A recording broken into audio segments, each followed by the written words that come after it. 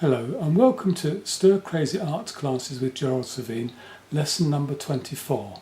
We're going to return to lesson number 22 when we've been doing the fruit. This time we're going to do it as a pencil drawing and hopefully we can take you through on that. And to help you, if you can return to lesson number 18, you will see the original bowl of fruit. And so you can hang on to that, download it onto your desktop, and you can refer to that as well. But over here we have what I did as a finished painting from the other day. I did a little bit more work on there just to finish it off. But for you that are work just in pencil, we can look down here. Can you see?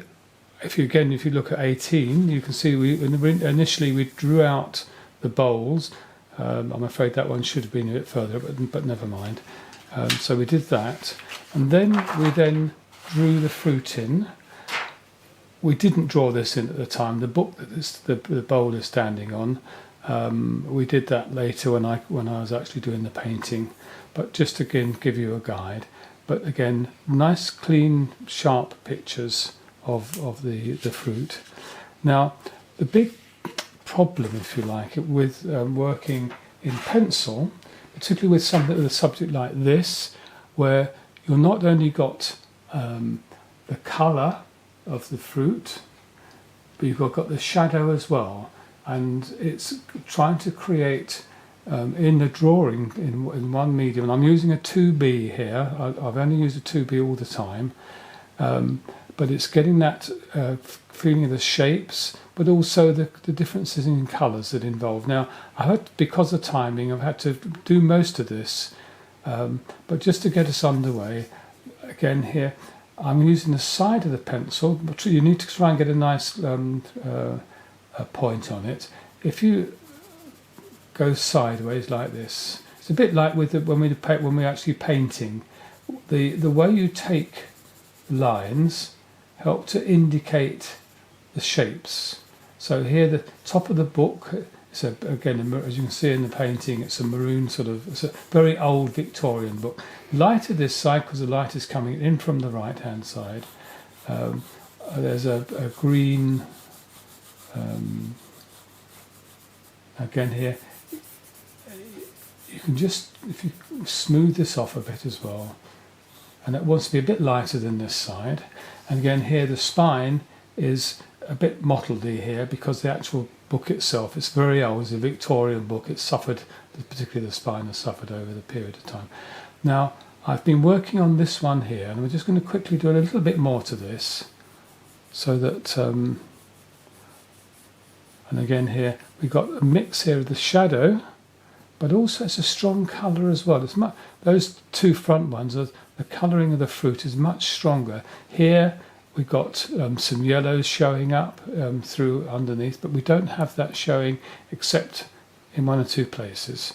So we have the dilemma here of trying to show stronger colour, the shape of the fruit, but also shadow.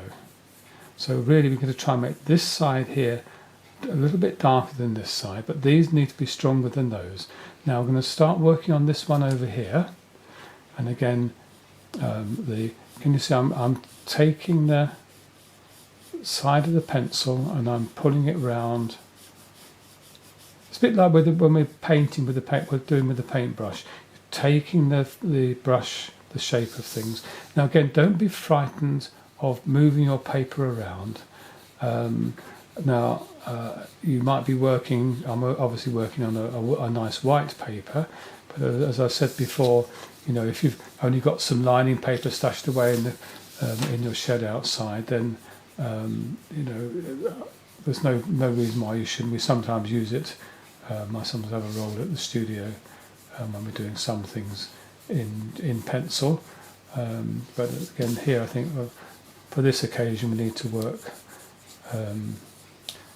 with a decent white so you can see better what's going on. But again here, can you see the way we've taken the strokes of the pencil? You almost like, in a way, so we're almost using it like a brush really, in a way, aren't we? So Again, coming round. Now that's a little bit rough. But it begins to build up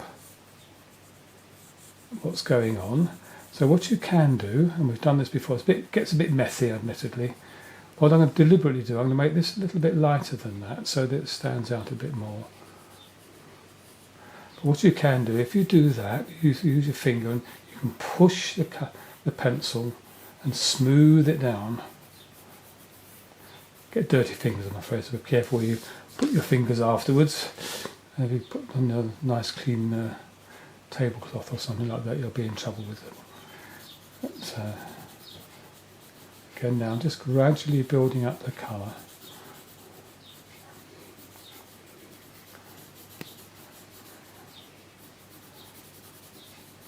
But again, can you see that, how it's all beginning to come?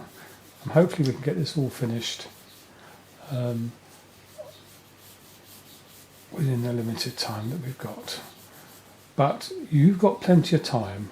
I'm just hoping that this, what we're doing, will give you a good idea of how you can work. Now here, if you look at the original, if you can see the coloured one again, the fruit itself, the actual red of the fruit is really quite rich. So I'm just having to darken it down. Now, I'm using the 2B. Now the thing is about with pencils, obviously if you had a softer pencil like a 4B or even a 6B, you would get it a bit darker, but it's amazing really how by pressing harder, how you can get stronger colouring coming through. Because again, can you see how it's enabling? I'm going to do a little bit of artistic license again. What I would say is I'm perhaps going to let this come off a little bit. Now that's coming round like that. Because here, this is the top of the fruit where the flower had been. So you have that little piece that's stuck in the top. And then this is curving over from there. And it's going to be curving that way.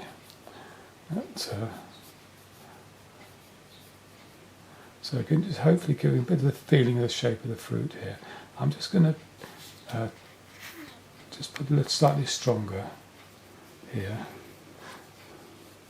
Well, what I'm going to do now for quickness, because again we're running out of time, is I'm going to run the pencil line, the outline of the fruit round more strongly. So then I can then go in.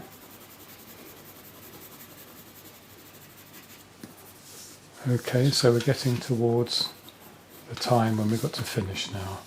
But there we are.